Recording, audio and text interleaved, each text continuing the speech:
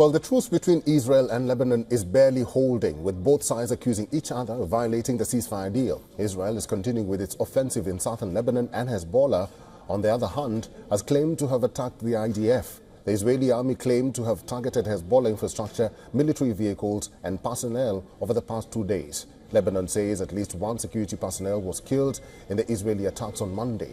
Earlier, Hezbollah claimed an attack on Israeli position in Kfar Shoba, which is located in a disputed territory on the Lebanon-Israel border.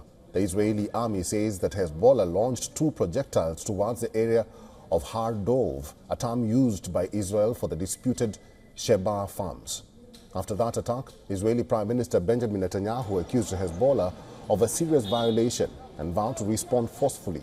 Netanyahu said that Israel is determined to uphold the ceasefire and respond to any violation forcefully.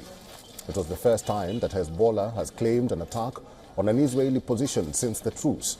Meanwhile, amid a fragile truce, Israeli Army Chief Herzi Halevi conducted a situational assessment with officers operating in southern Lebanon. With the Israeli army still stationed in southern Lebanon, residents are facing another problem of burying the dead.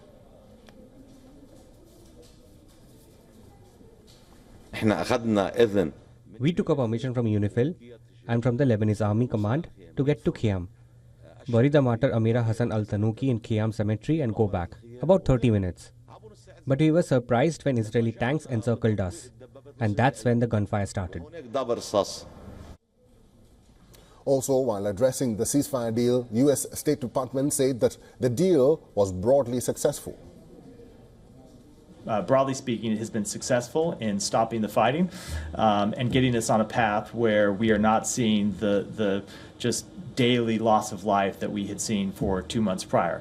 Now, with respect to violations or potential violations of the ceasefire, we set a mechanism up to look into this very question, where the United States, along with France, will engage with the Israeli military, will engage with the Lebanese military to look at potential violations.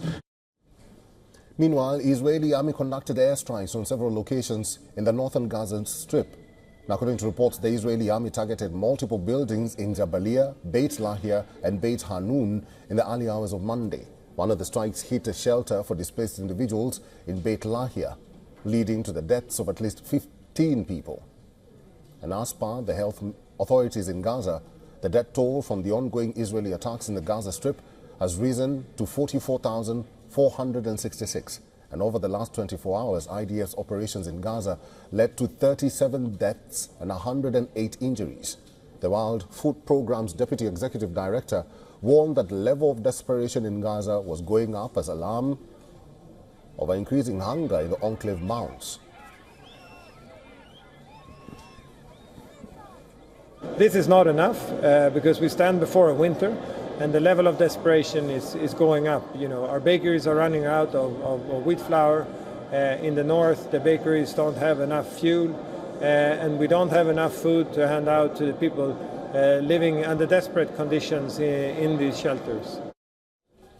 Amid the renewed talks for efforts to end the Gaza war, Hamas and Palestinian President Mahmoud Abbas's Fatah party have agreed to create a committee to jointly run post-war Gaza. Following talks in Cairo brokered by Egypt, the two rival factions agreed the committee would administer the Palestinian side of the Rafah checkpoint on the border with Egypt, the territory's only crossing not shared with Israel.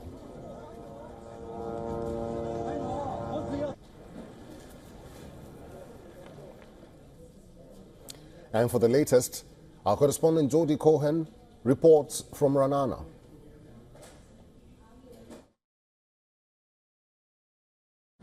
Foreign Minister Gideon Saar said that rather than violating the ceasefire understandings in Lebanon, Israel is enforcing them in response to Hezbollah's violations.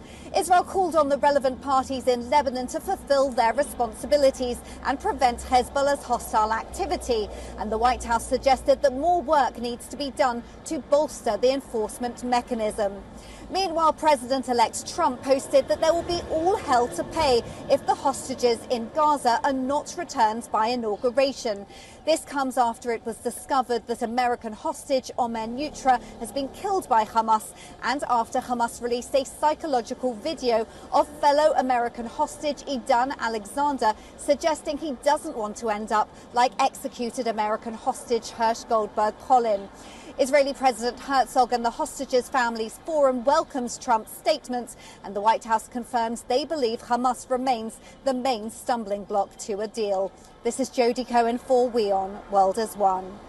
For all the latest news, download the WION app and subscribe to our YouTube channel.